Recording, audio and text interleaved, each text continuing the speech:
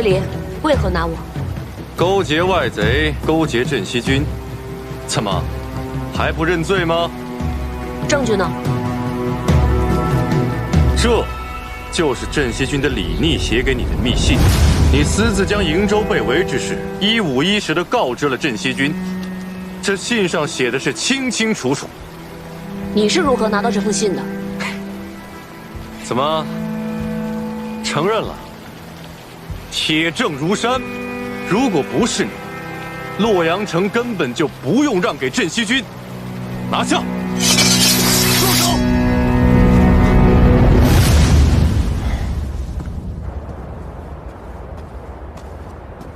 石七郎，你可算回来了。出什么事了？接到军中情报，李俊和李兰已经率军逼临洛水。看来，这孙敬早就撤出了围困我兄长的兵马。我那两位兄长，果然是不负所望。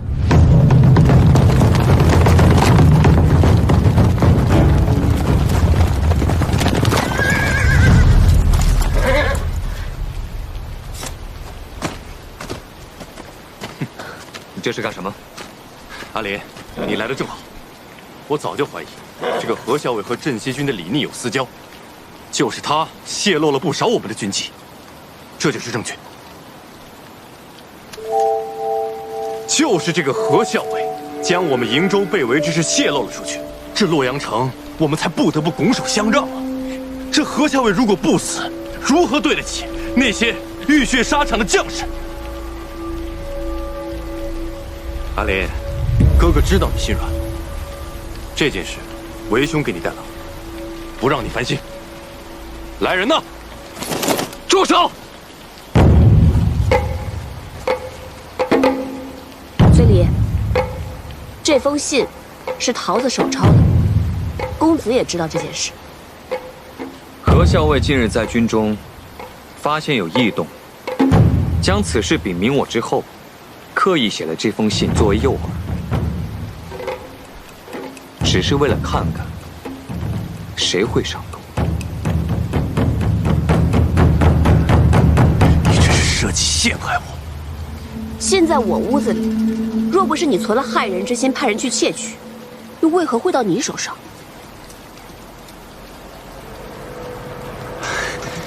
阿林，我这么做实在是因为他所作所为太可疑了。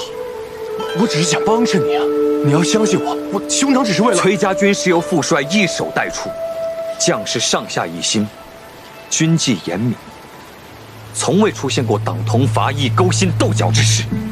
崔林，自你前来，几次三番构陷同僚，你以为你的那些小动作、小心思，我真的察觉不到吗？构陷同僚，按照崔家军军纪如何处置？构陷同僚者，褫夺军权，杖责3审。崔离麾下5000士兵，暂交阿术统帅。念在你是初犯，杖责就免了。阿林，走！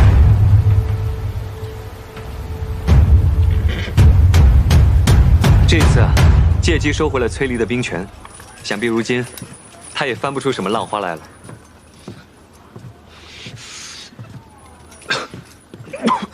公子，没事吧？是不是刚才在外面站久了，受了寒气？我叫桃子来给公子诊脉吧。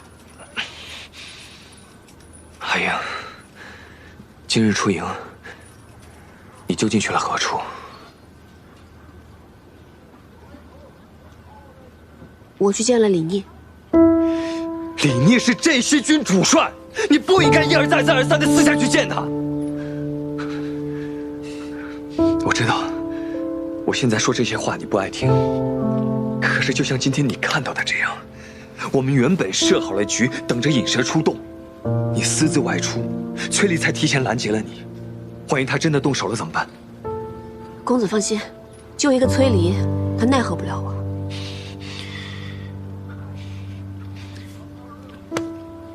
哎呀，我知道你胸有成竹，可是刀剑无眼啊！如果你真的受伤了，你你让我如何放心？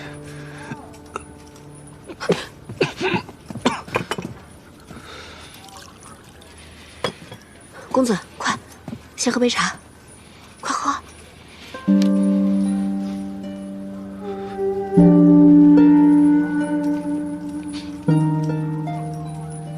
好点吗？阿莹，你知道吗？其实，你在我心里比什么都重要，甚至比我自己还重要。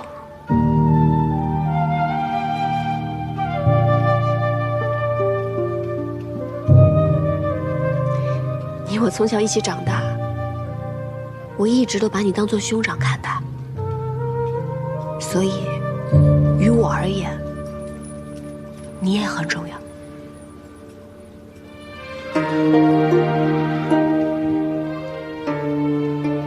是啊，你我情同兄妹，说这些话，反倒生分了。大夫交代了，让你好好静养，我就不打扰你了，你好好休息一下。好。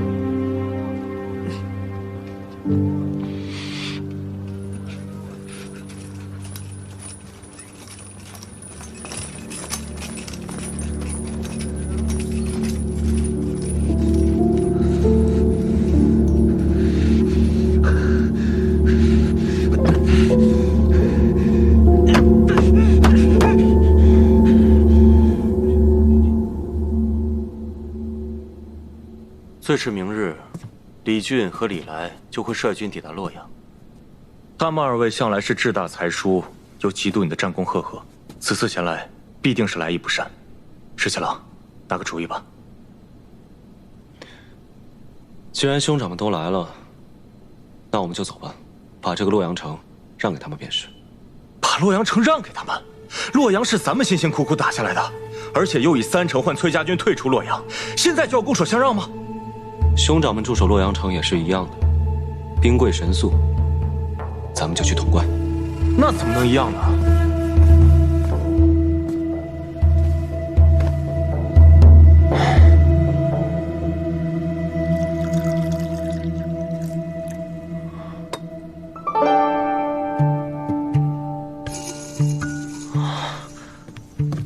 我明白了，潼关地势险要，北抵渭水，南临秦岭，东入中原，西进关中，而且扼西长京和洛阳的驿道，兵家必争之地。孙敬一定想不到咱们会放弃洛阳，打他个措手不及。拿了潼关，就犹如扼住了西长京的咽喉，距离攻破西长京也就不远了。哎呀，这样最好了。只要潼关在我们手上，他们二位就算是有所作为，也是进无可攻，退无可守。石七郎，我还以为你会对他们二位心慈手软，现在看来，如此甚好。我的确是为我那2位兄长着想，他们好大喜功，又容易得意忘形，不如就让他们在洛阳城里面待着，免得万一他们又中什么圈套，我还要费尽心思去救他们。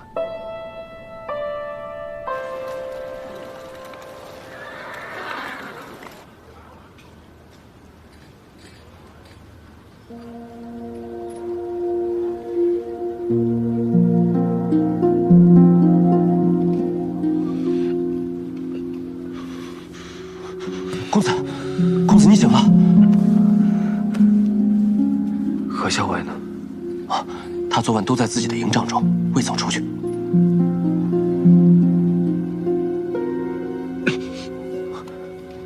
公子，大夫来给您看过了，他说你已经昏厥了2次，务必宽心少虑，多加调养才行。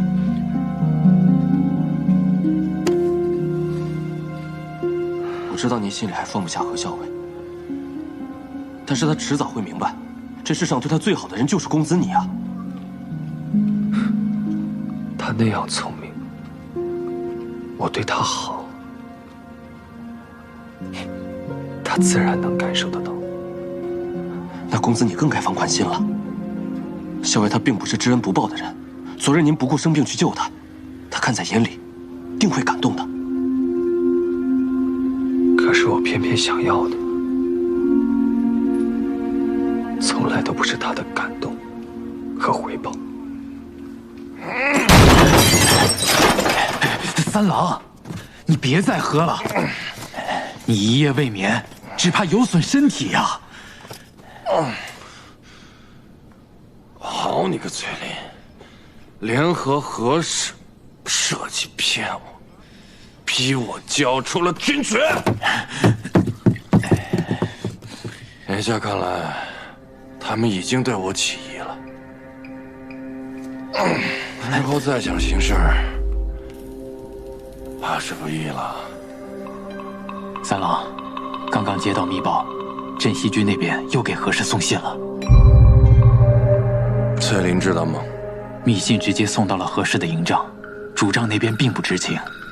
这回，咱们还要派人去探查吗？经过昨日之事，何氏或许会放松警惕，能够探查到什么也未可知。只要崔林还在，想对何氏下手就不是个易事。不过，如若真能探查到什么情报，倒也是有利无害。命人再去探查密信的内容，万不得露出任何蛛丝马迹。日暇无事，常玩赏亲笔所绘皇孙劳作图，可否相赠玉容一幅，免皇孙形单影只。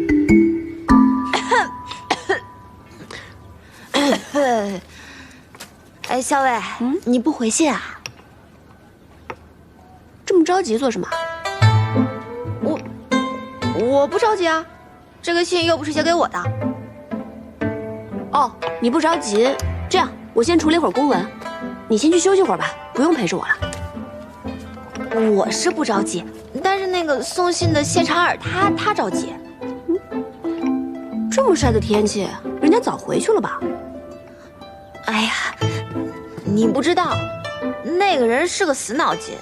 你要是不回信，不跟他说的话，他一准还在外面等着呢。小伟，那我可就告诉他了。我去了，我真走了。等等，既然你这么着急的话，那我就回上一封吧，免得让我们桃子姑娘白白跑一趟。好，我等着。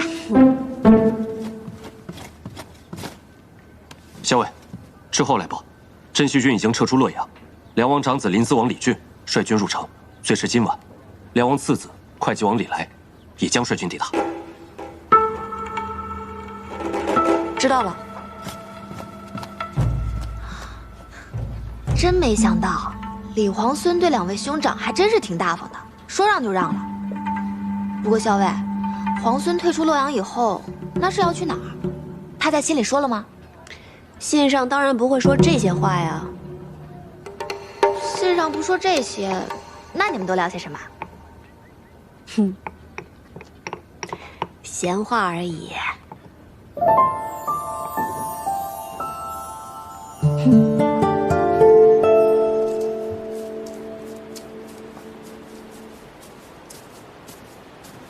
哎，桃子姑娘，那，这是我们校尉回给皇孙的信。多谢桃子姑娘，那我先走了。啊？你这就走了？那不然呢？那这什么？这是本姑娘亲自调配的金疮药，外面可是买不到的。我想着你平常行军打仗的，总会有些磕磕碰碰的时候，你用了这个，保证好得快。谢谢桃子姑娘，你真好。你说什么？我走了。谢谢了。傻子。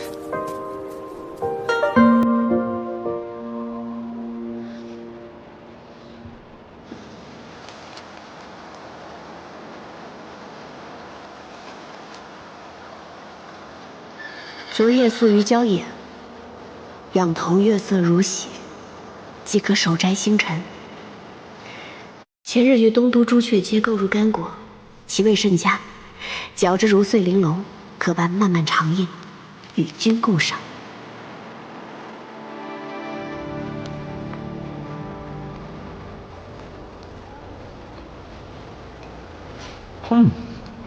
干果与果脯同食，风味果然颇佳。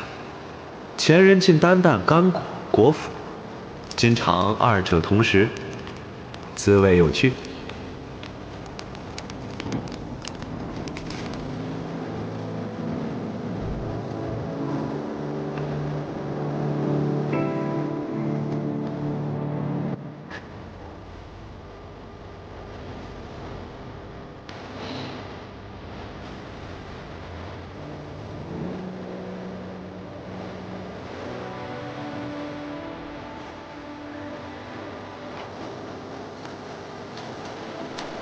玉，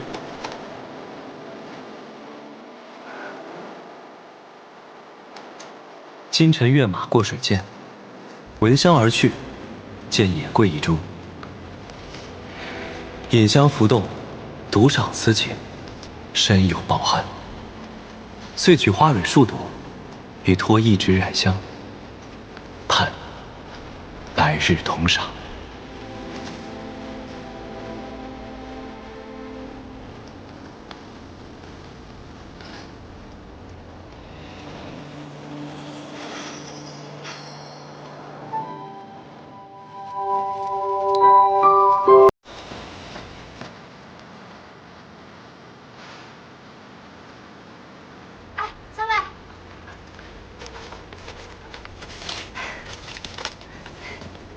小魏，找了你半天，原来你在这儿，怎么了？也没什么，就是想问问你，今天还写回信吗？又是怕那个谢长耳着急啦？不是，我跟他约好了，以洛阳为界，在那儿互相传递书信。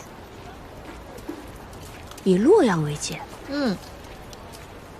这是你的主意，还是谢长耳的主意啊？那只耳朵说是他家17郎的主意，约在洛阳，免得行军途中互相找人不便嘛。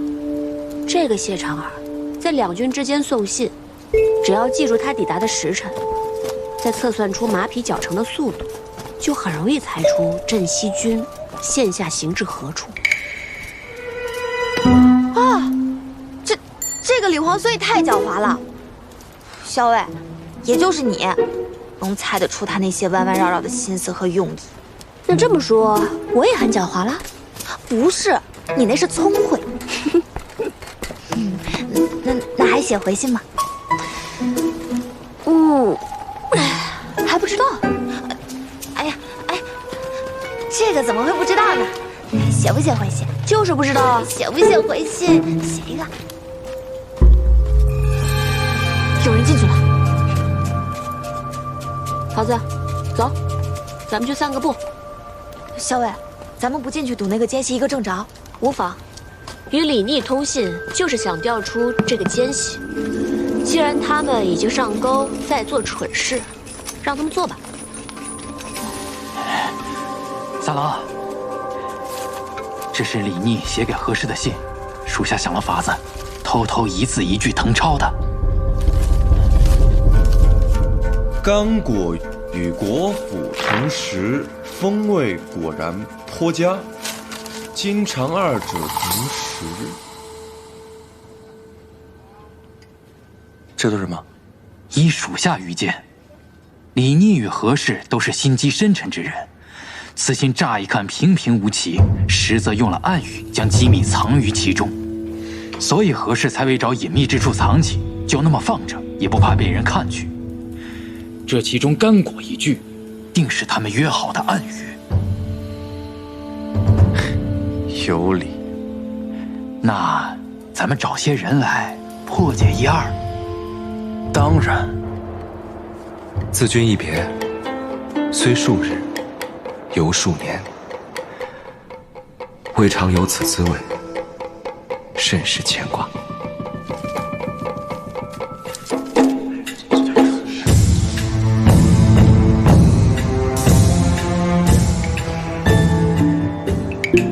时，见水中蛙甚肥美，捕食鱼之，烤而食之。熄火后过剩，略有焦糊。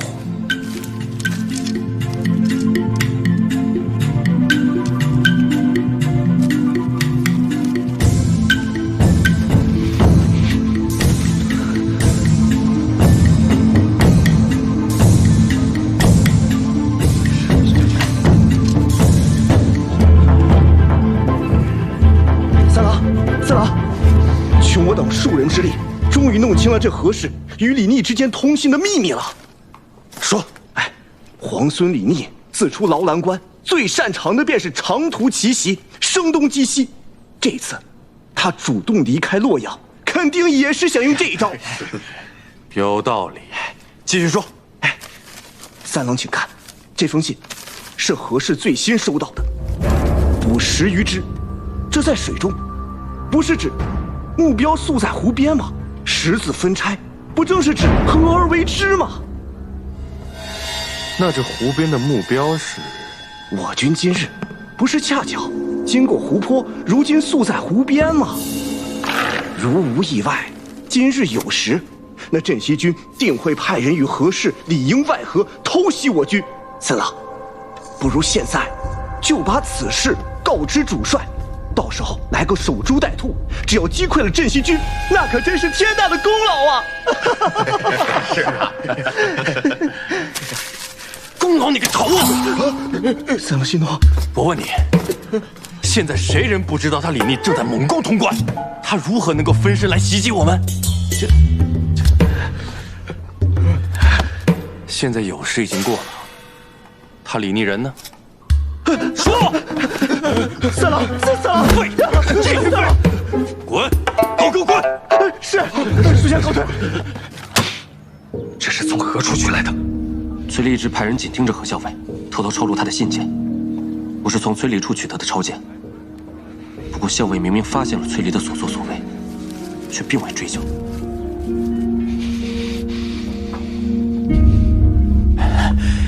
三郎息怒。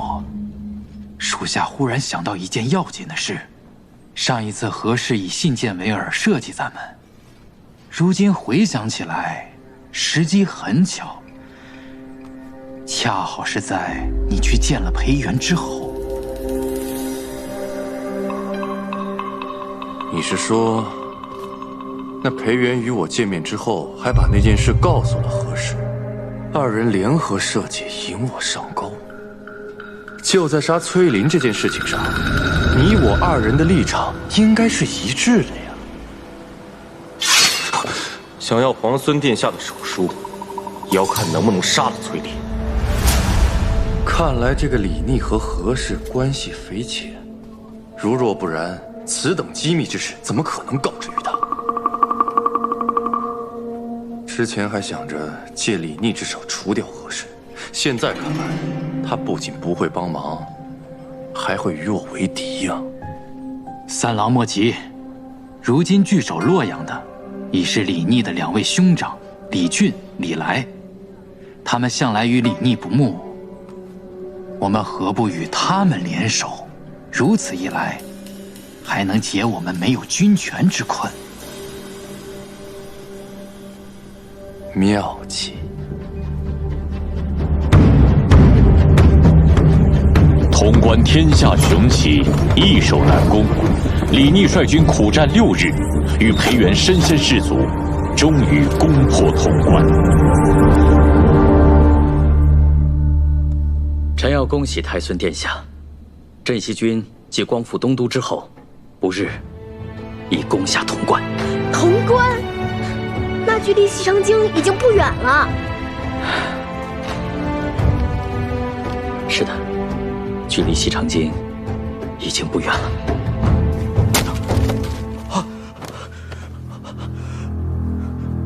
李逆不与兄长相争，直接放弃了洛阳。500里奇袭，强攻潼关。哼，呆猪出好笋呐！这个梁王果然生了个好儿子。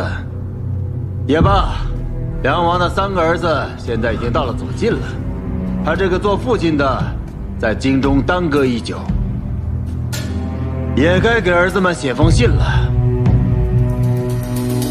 坐。哎，石七郎，战事如何？坐。如今大局已定，穷寇莫追。你呢？怎么样？我这个呀，皮外伤。好啊，咱们熬了这么长时间，终于把潼关给咬下来了。我听我爹说，潼关号称第一锁要，开国100年来没有任何一支军队可以把它攻克。以后在国朝史书上，咱们镇西军也可以留下一笔了。如今攻守易势，你呢？接下来应该发愁该如何守住这潼关了。石七郎，这世上哪有第2个镇西军，哪有第2个石七郎呢？那这世上也没有第2个勇猛无比的裴元了。哎，别这样说啊！但是石七郎，我有个问题，你明知道不可为，为什么还要写信给会稽王还有临淄王，让他们一起合围西长京呢？我那2位兄长啊，被我父王惯得跟倔驴一样。你呢要往西，他们就偏要往东。我不希望在当头这个时候，他们为了抢功劳，擅自出兵闯祸。当然要给他们写封信约他们合围。这样一来，他们肯定不会听我的，自然也就消消停停按兵不动了。所以这叫指东打西，反其道而行。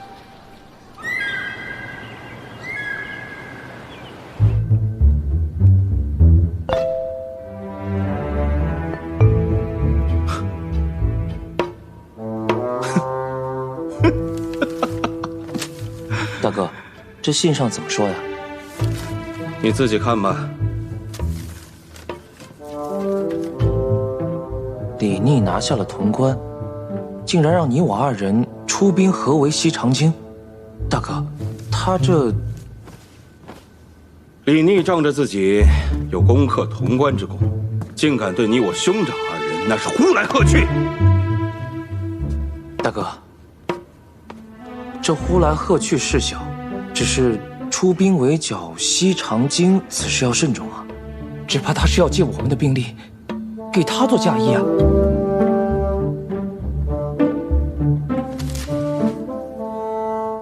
我早就知道李逆他居心叵测，万万不能让他心想事成。大哥，前2日崔家军的崔离不是派了密使前来吗？你是说，大哥，我觉得我们可以借兵给崔离，因为崔离借兵是想要杀崔林而嫁祸给李逆，如此他定会成为大哥手中的一把尖刀。公子，回来了，这一路辛苦你了。父帅身体如何？大将军一切都好。只是听闻崔离公子擅自前来，并干涉军务一事，也十分震怒，命我将令牌带回，交给公子。太好了，有了这块令牌，就可以让崔离转回营州，也不必担心他在节外生枝了。那个崔林居然千方百计要到了伯父的手令，命我即刻赶回营州，不得追随大军。好你个崔林，竟然如此忌惮我！千方百计要调走我。三郎息怒，洛阳那边回信了，不如先看看信上怎么说。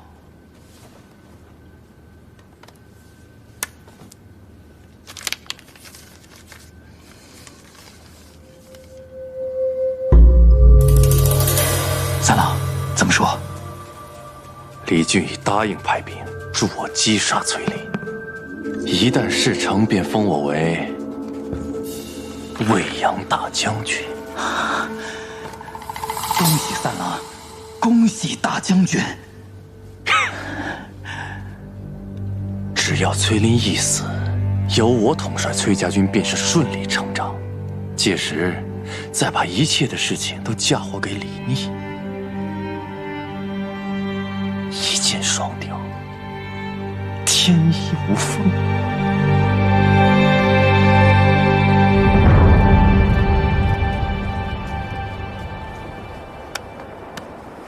难怪攻进来这么费劲啊！你看看这城墙，再看看这两边的山势，真是一夫当关，万夫莫开呀！打下来的时候难，等到攻守易行的时候，就知道这山势雄关都是好处了。可不，牢郎关要有这一半的险要，咱们也用不了这么多人守了。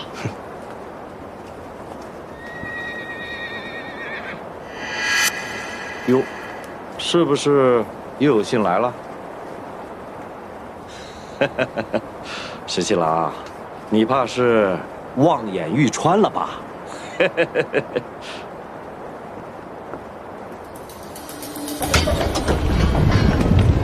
报！西城进信使到！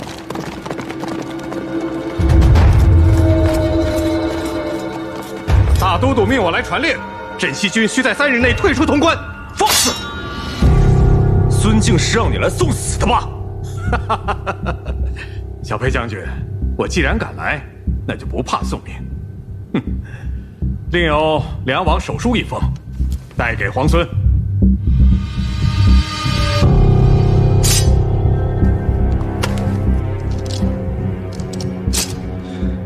若要是执意不退兵呢？若是不退，那3日之后的午时，皇孙便备好丧服，为梁王服丧吧。想来我父王必定写了3封信，另外2封已经送去洛阳，给我那2位哥哥了吧？是，就是不知皇孙和2位兄长相比，谁更有孝心一些？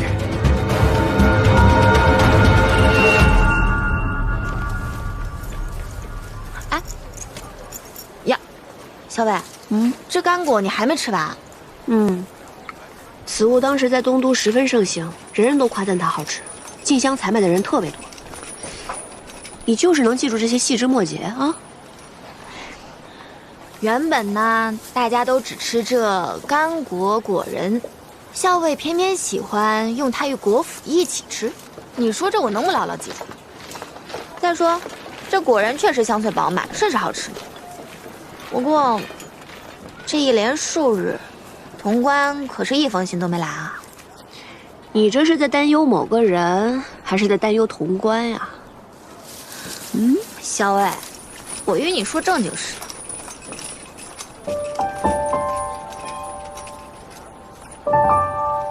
大概京中出事，他也没心思写信了吧？校尉，他是谁啊？他是谁啊？哎，他是谁啊？他是谁啊？吃干果还堵不上你的嘴啊！不说了，不说了。他是谁啊？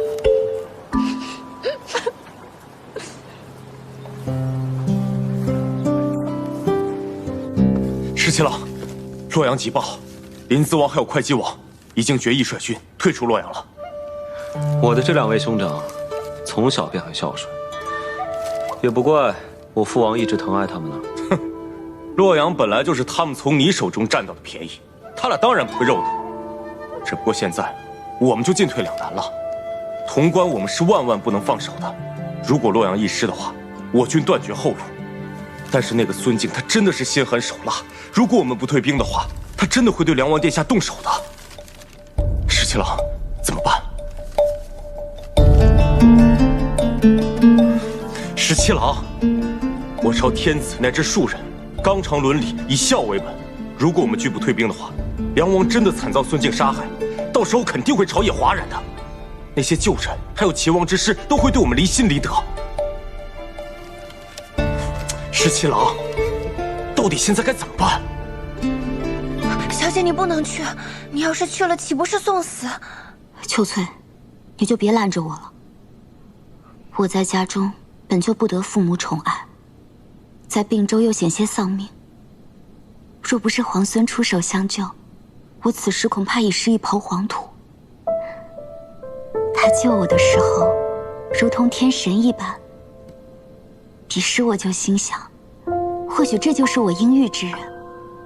为了报答他，哪怕粉身碎骨我也愿意。可可是小姐，你从小就命苦，如果真的因此送命，只怕连个真正心疼你的人都没有。小姐，我想跟你一起活着回西长京。李皇孙先下洛阳，再克潼关，势如破竹，明显并非池中之物。他日必有一飞冲天之事。皇孙此人重情重义，若危难之时出手相助，皇孙必会刻骨铭心，涌泉相帮。我若在此时能帮上他，还愁他日在府中没有立锥之地吗？此事不搏，更待何时？小姐，你怎么突然像变了个人似的？从前你不争不抢的，有时下人势力都还不许我替你出头。秋翠，以前我不争不抢，是因为没有争抢的实力，更没有争抢的机会，徒劳无益，又何必呢？以后你就是我的心腹之人，也要学着多看看，多想想，什么时候应该出手，这才是聪明人的做法。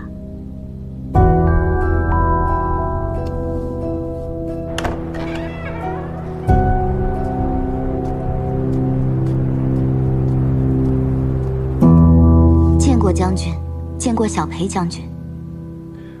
顾小姐多礼了。婉娘有一桩机密事情，想要与将军商议。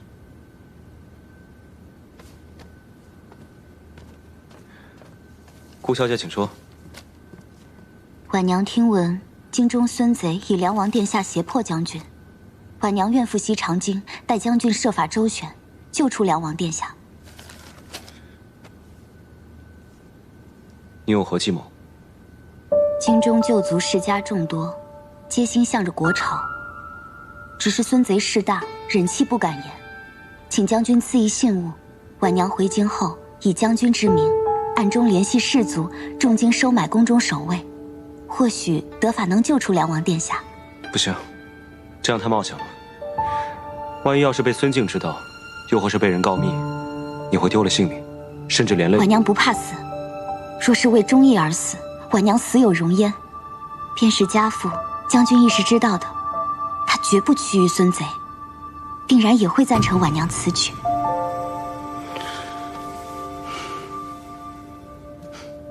多谢顾小姐忠义之念，京中早有布置，顾小姐放心。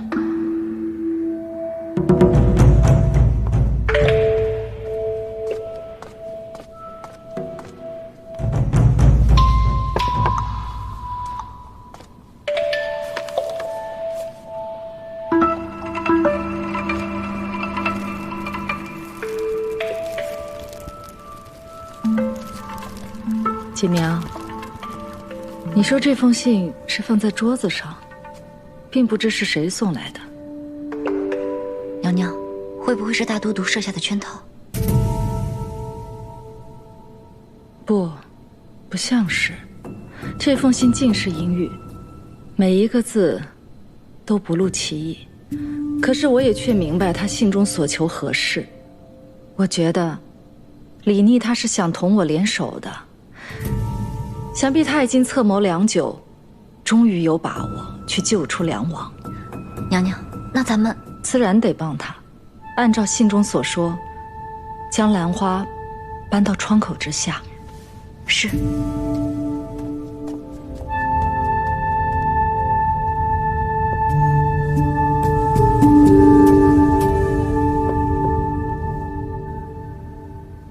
太好了，小姐，你不用冒险去西长京了。皇孙自然也有办法救出梁王殿下。皇孙虽未曾与我明言是何计策，但经此一事，我已经成了他信任之人。那小姐是打算？皇孙与那崔家军中何校尉往来颇多，似有情谊。幸好崔家军已经折返瀛州，日后相隔万里。我若是他信任之人，自然有办法使他与那何校尉渐渐疏远。如果小姐能嫁给皇孙，那可就太好了，府中就再也没人敢轻视小姐了。此时言辞尚早，不知道皇孙这次能不能救出梁王殿下？其实，能不能救出梁王殿下，对于皇孙而言，都是百利而无一害的。小姐，我不明白。如果能救出梁王殿下，那自然是皆大欢喜。皇孙日后用兵肆无忌惮。如果不能救出梁王殿下，孙贼若是杀了梁王，皇孙悲痛之余，其实也不必再投鼠忌器。哪怕朝野间对此有所议论，只要皇孙兵权在握，他日又有谁敢怪罪皇孙呢？皇孙既然喜欢聪明人，那么在他面前，我也就不必藏拙了。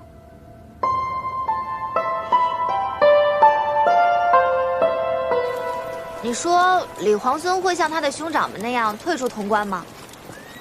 你猜呢？仗要是打败了，还能东山再起；可人心要是丢了，就很难捡回来了。他的哥哥们都要退出洛阳了，皇孙要是不为所动，那就是千夫所指。我猜他会退。李逆素来会谋算，他早有救出梁王之意。孙敬对梁王看守必严，要救出梁王谈何容易啊！所以确实要好好想想办法，而且要天时地利人和。不过我看这李皇孙，怕是已经要凑好天时地利人和了。天时地利人和，如何才算得上是天时地利人和？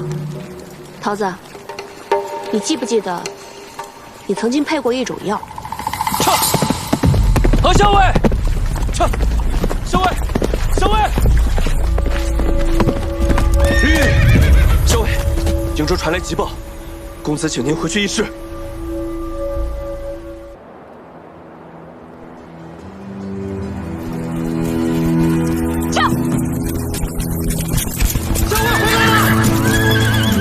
公子，营中那边情况如何？夫帅忽然病倒了，印见无误。信使呢？信使是父亲的亲信，他在途中遇袭受伤，把信送到后就倒地而亡了。公子，主上是旧病复发还是中毒？信中没有任何提及。请公子准许我带一队轻骑即刻出发，前往驰援。事关父亲安危，我与你同去。不行，大军还带着辎重，不便急行。你还是按照原计划带着大军回去驰援。再说了，你身体未愈，夜以继日的急行，你的身体支撑不住的。阿英，我心意已决，你我一同带队轻骑先行驰援，无需争辩了。好。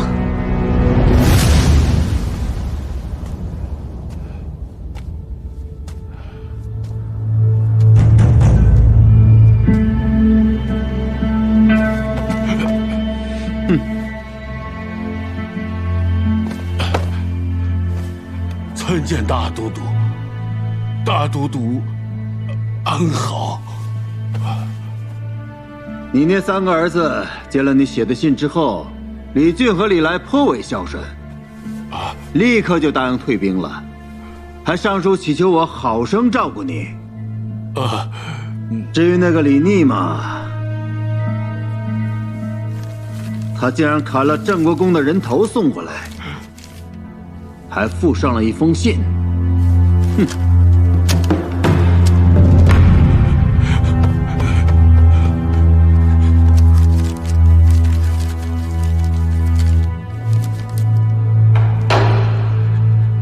吾非嫡长，如杀父王，吾必称帝信之。李逆称了帝，自然也要追封生父为帝。梁王，这倒是一件大喜事啊！小王若有这般大逆不道的想法，天打雷劈呀！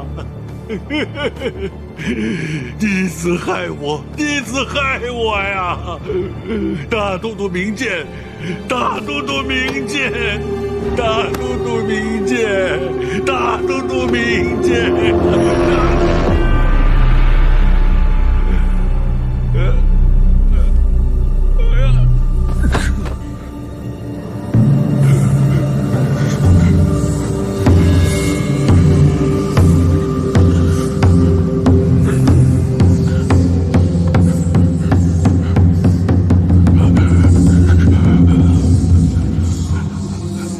太医叫过来，看看怎么回事。是。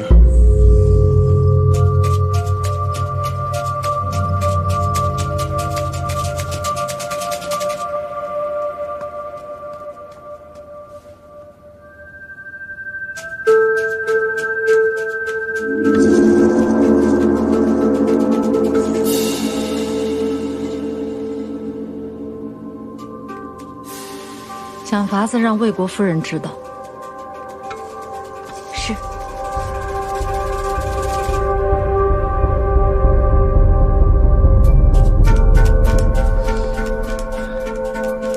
大都督，梁王素来体弱，又有心悸之症，适才急怒攻心，有卒中之兆。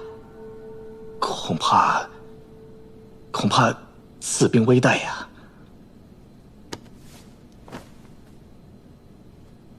还能救吗？臣并无把握。抬下去吧。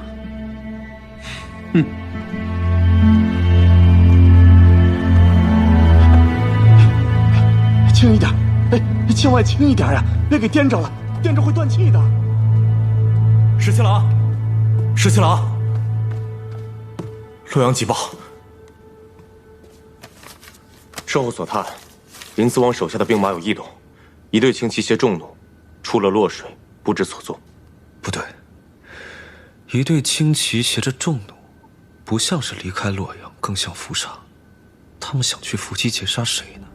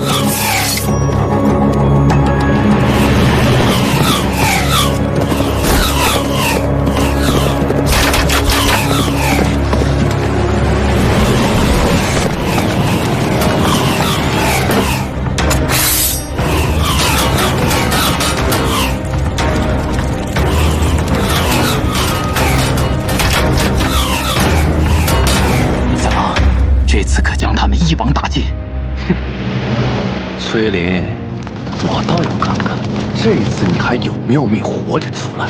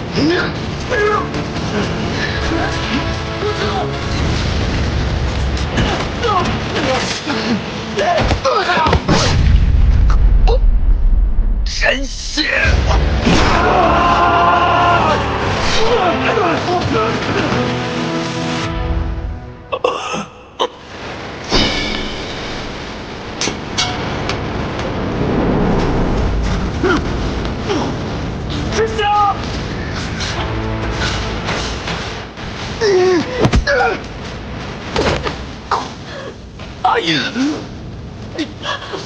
公子。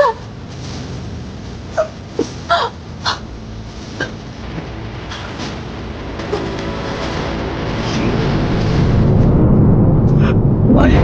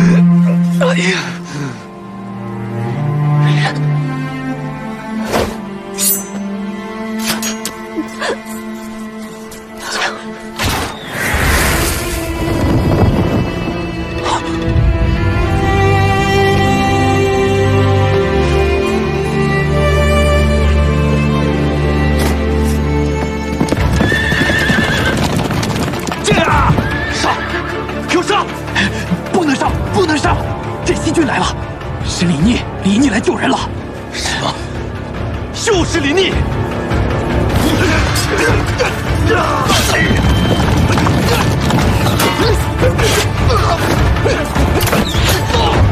公子，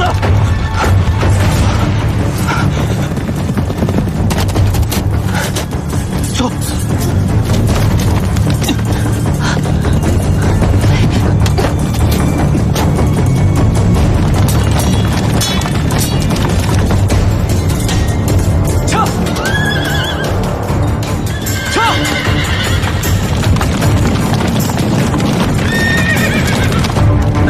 眼睁睁地看着崔林和何氏逃掉，镇西军可不是好招惹的。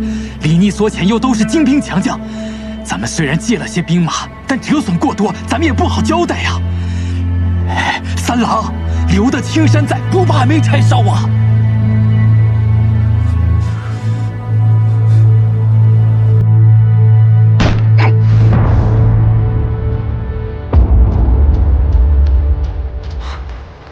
怎么回事？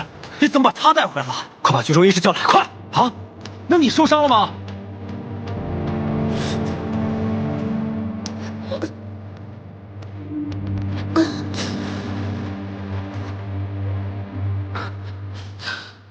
哎呀，此剑粗入体太深，又有倒刺，若是使蛮力拔出，只怕会伤及筋脉，会血流不止的。现下只能将剑粗细细挖出。老夫已经老了，手不稳，不敢挖呀。没事，我懂医术，我来吧。可是此法极其痛苦，她这小娘子承受不住啊！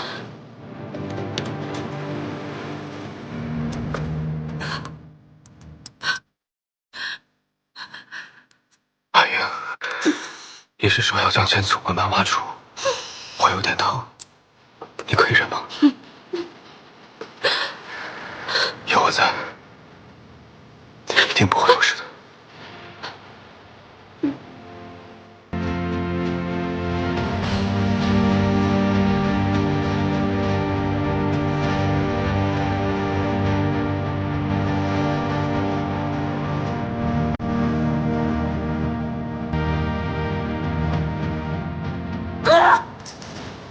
三位，忍着点疼。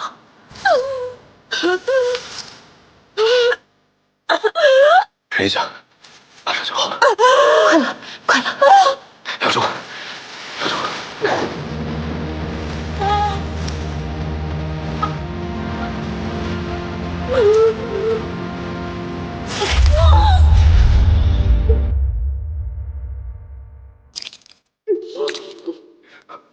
没事了，没事了，没事了，没事了，没事了。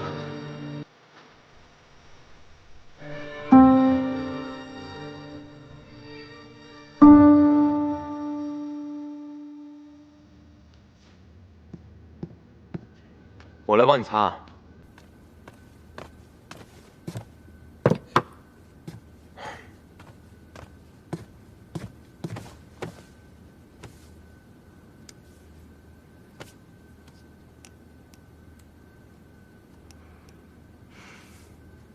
那个山谷地势险要，你知道对方藏了多少兵马？再说了，对方还带着重弩，你能全身而退，已经是上天对你最大的眷顾了。石七郎，君子不立于危墙之下。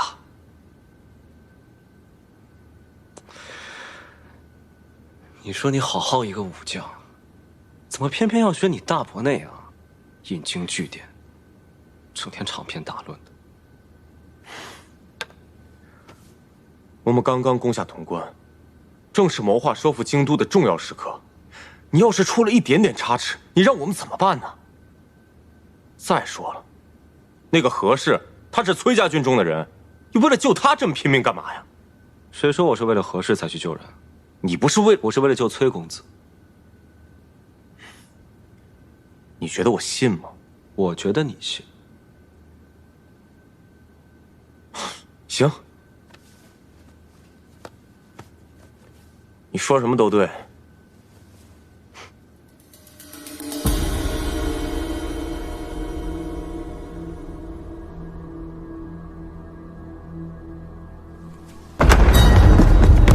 哎，你们不是，你们谁呀？李逆竟敢杀了我弟弟！他怎么敢杀了我弟弟？我现在就杀了你，给我弟弟偿命！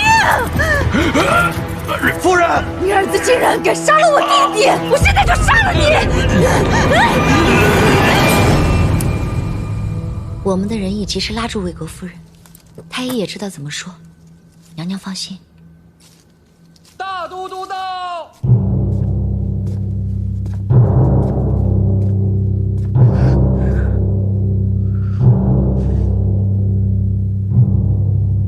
请大都督恕臣无能。梁王惊惧过甚，脉搏本已十分微弱，更兼适才又因夫人之怒窒息良久，这心胆之气已散，药石罔效，已经过世了。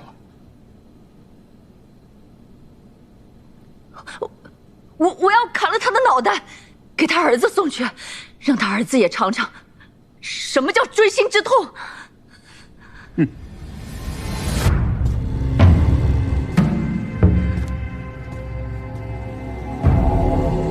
此人死不足惜，封锁消息，将那骨灰烧化，挫骨扬灰，替郑国公报仇。不，我要把他脑袋砍下来，给他儿子送去。你打我！你竟然打我！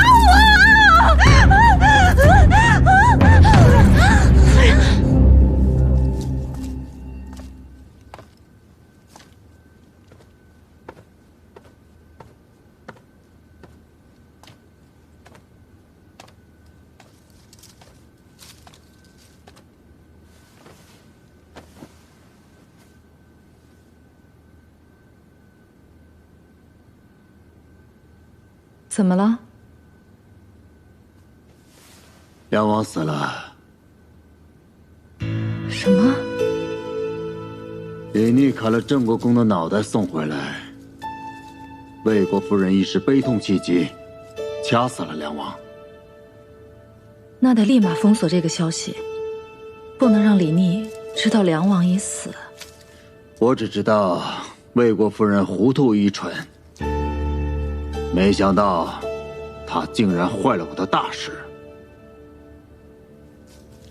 李逆其人，心性坚忍，狡黠多智。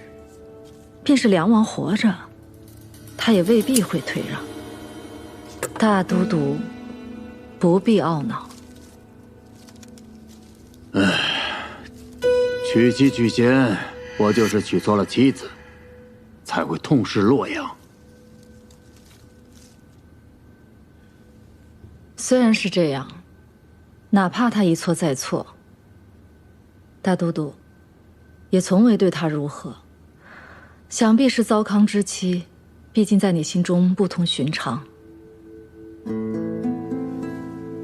你这又是何必呢？她是你名正言顺的妻子，我就是不喜欢她。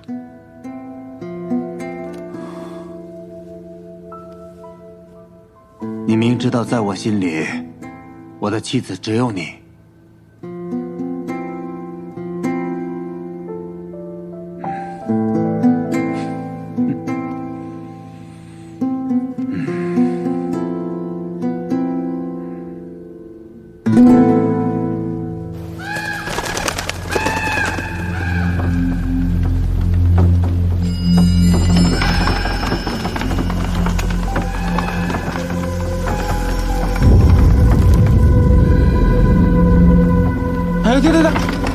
就这儿吧，赶紧烧了得了。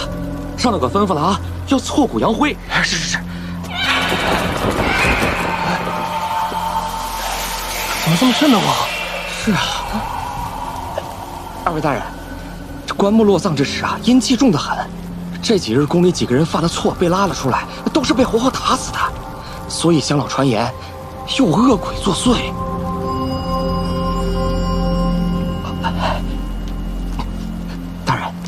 今天死的这个人啊，衣着华丽，身上有好几种绸衣，还有那靴子，一看就非常有钱。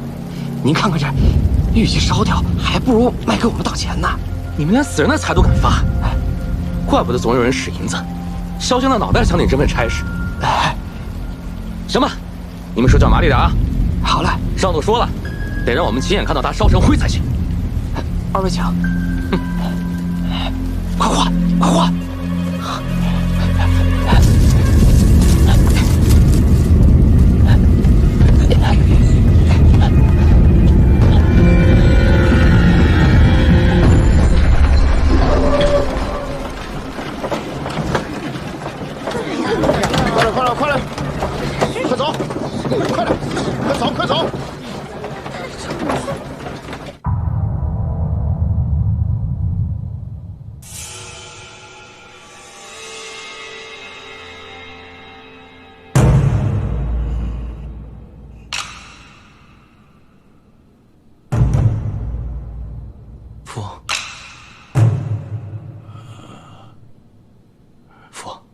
身子好些了吗？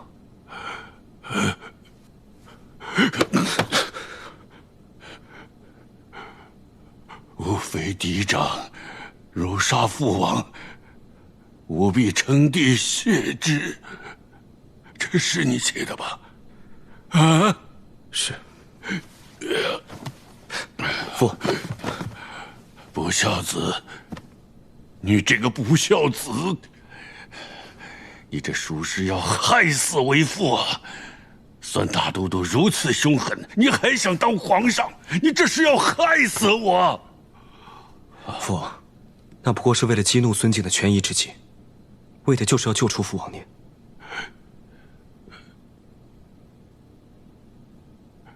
救出我？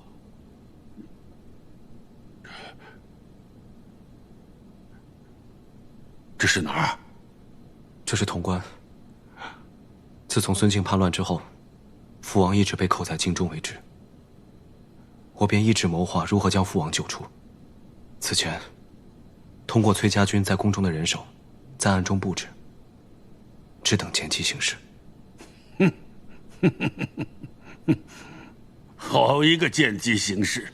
你的见机行事就是给孙敬那样一封大逆不道的信，你可知道？若是孙敬一动念，我就身首异处了。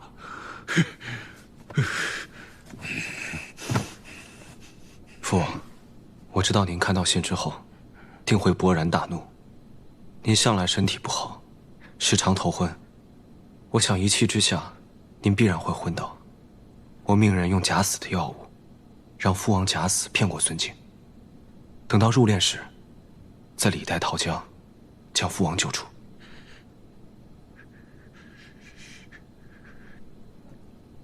逆子，你这个逆子，你狂悖妄为！你这就是拿亲生父亲的命在做赌注，知道吗？儿子不敢。你还有什么不敢的？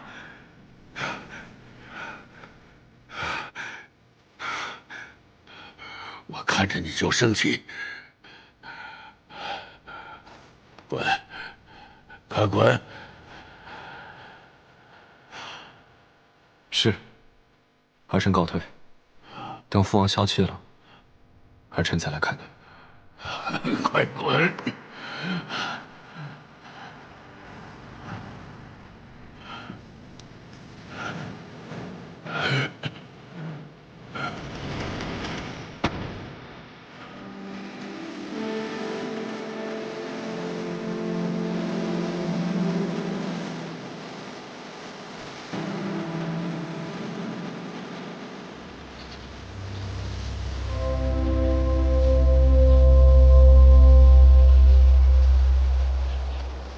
见过将军。听说迎回了梁王殿下，我便炖了一盅松蘑鸡汤，把油撇了去，再清淡不过。想着梁王殿下历经艰险，身心俱疲，用一些清淡养神的饮食，也可修培元气。皇孙不知道，我们小姐亲自守着小炉子，炖了好几个时辰呢。秋翠，多嘴。顾小姐费心了。将军这是哪里的话？将军是要办大事的人，忙于军务。婉娘身无一技之长，又是柔弱女流，在军中添了不少麻烦。既然迎回了梁王殿下，请将军允许婉娘来照顾梁王殿下的衣食吧。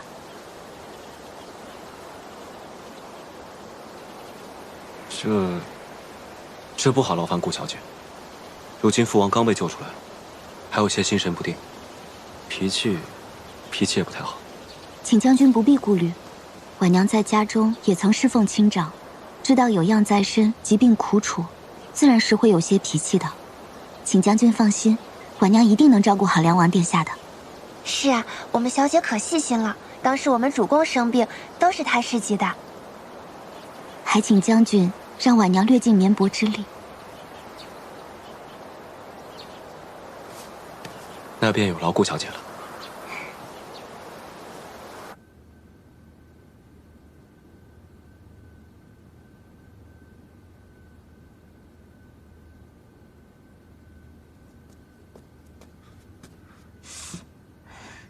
桃子姑娘，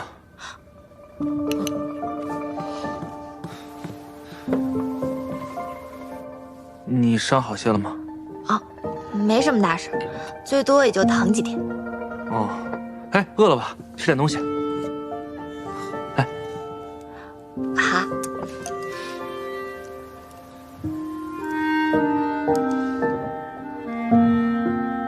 怎么了？面不好吃吗？汤面哪有猪耳朵好吃吗？你傻乐什么？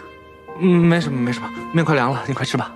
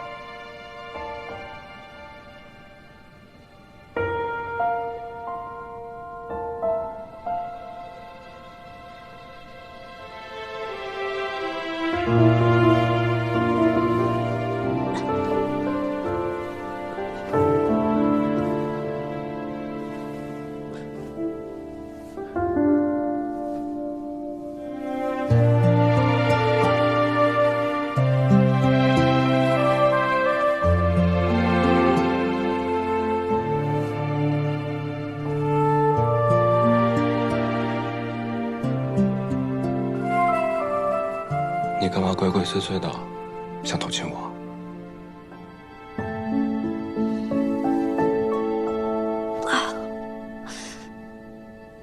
你有什么值得我偷亲的？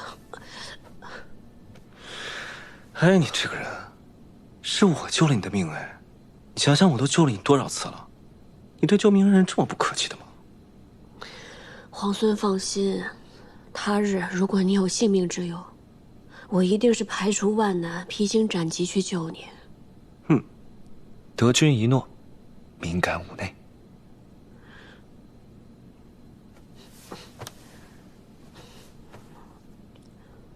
你是怎么知道有人要伏击我们的？我得知洛阳派出了一队轻骑兵，这队轻骑手持重弩，明显是要伏击截杀。我思来想去，忽然想到你们崔家军那个崔离，他曾经找裴元商量过，要伏击崔公子。我想那个崔离未必不会跟其他人联手，对崔公子下手。对，崔离，肯定是他。也不知道他用了什么法子，竟然能让洛阳的人借兵给他。崔离既然要杀崔公子，那必然得找一个人栽赃陷害，只为凶手。我近在潼关，又是镇西军主帅，不就是最好的人选？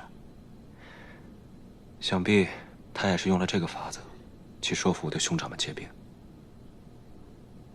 你的兄长，他们竟会如此行事？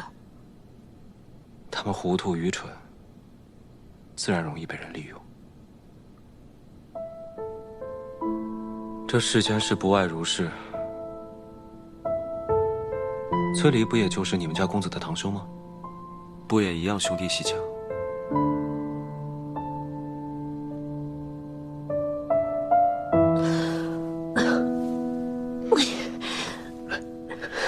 不好，瀛州之事肯定更为蹊跷。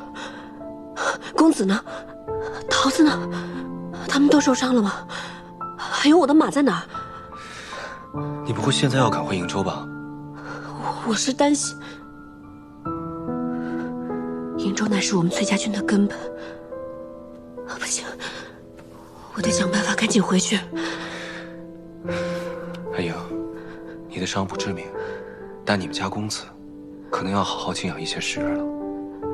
你如果执意要赶回去，我不拦你，但你要想清楚，你能不能撑到跟大军会合，还有没有余力去解救瀛州之事。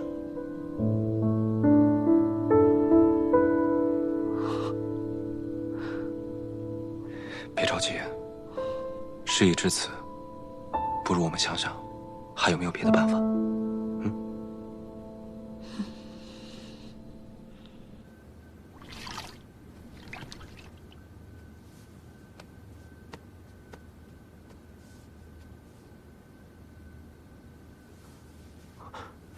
公子，公子，你醒了。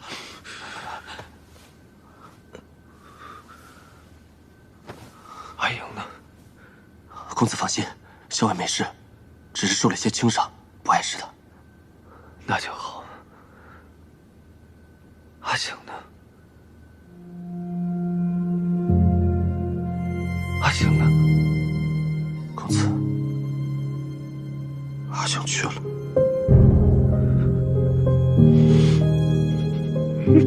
公子，你别难过，护卫公子是我们的职责。但是现在，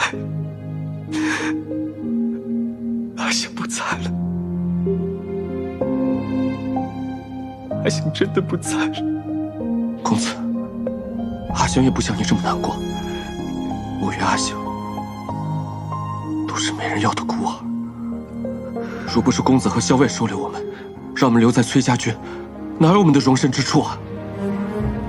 能为公子而死，阿醒不会后悔的，我也不会后悔的。我不许你说这些话。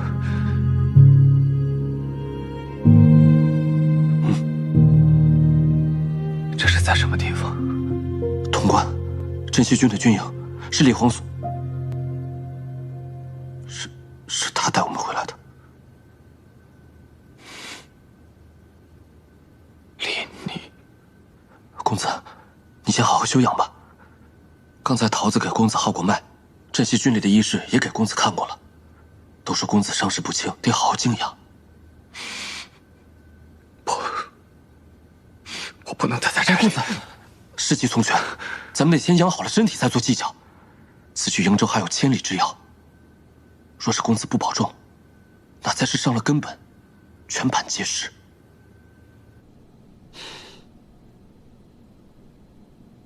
还有一事，陈醒，还有那些战死的崔家军将士们，劳烦皇孙派人助我为他们收敛安葬。你放心吧，在你昏迷的时候，我已经派人收敛了战死的崔家军将士。我知道陈醒是你们公子的贴身亲卫，我命人给他立了碑。等你们崔公子康复了，再亲自去祭奠。阿英，节哀顺变。谢谢。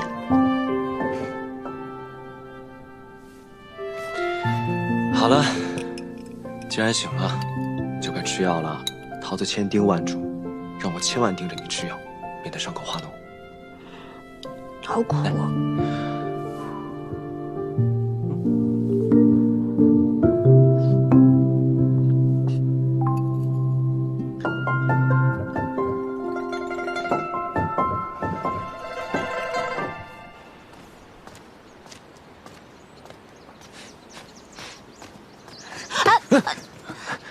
哎，桃子姑娘，我正想去找你呢。这么巧，我也正想去找你呢。你找我什么事儿？哦，这个是我给你找的上好止疼药，你把它涂在伤口上，这样你伤口就不会疼了。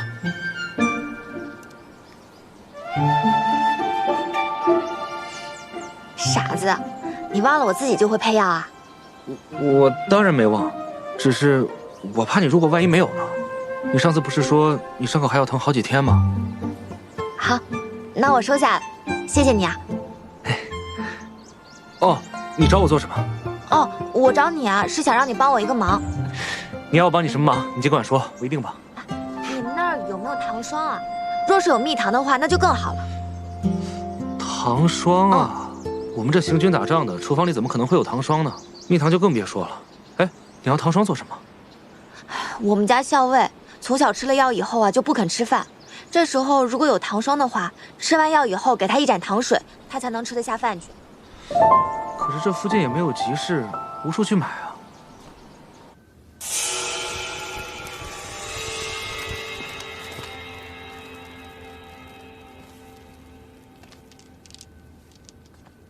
梁王已经平安到潼关了，指望太孙也能够逢凶化吉，遇难成祥。娘娘放心，太孙定能安然无恙。李逆已经自取潼关，想必孙敬已经心中自乱了。你看，他今日已经下令征粮，让城中的百姓每家都囤足够3月所食的粮食。看来孙敬已经做好了被围城的准备了。那17皇孙会率军围城吗？西长京城池坚固，守易攻难，李逆8成不会强攻。真希望。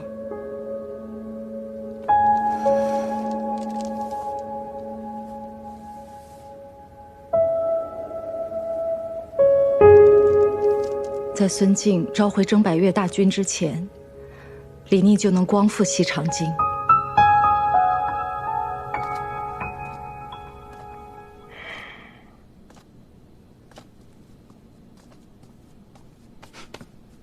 哎，你做什么去了？连午饭都没用。